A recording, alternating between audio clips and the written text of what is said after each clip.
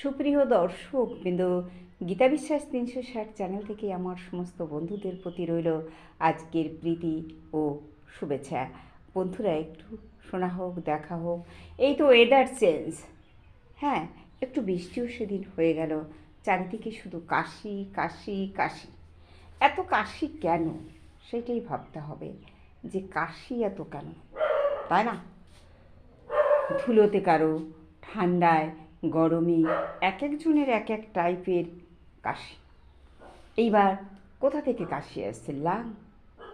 হ্যাঁ, লাং থেকে সিগারেট খাচ্ছে, বিড়ি খাচ্ছে, দোক্তা খাচ্ছে কি বন্ধুরা? আর মেয়ে ছেলেও খাচ্ছে এখন। যাই হোক, এবার কাশি, এই কাশিটা হচ্ছে টিউবারকুলার কাশি। ওয়েদার চেঞ্জে যখন সে নিতে পারছে না, তার বডি নিতে পারছে না।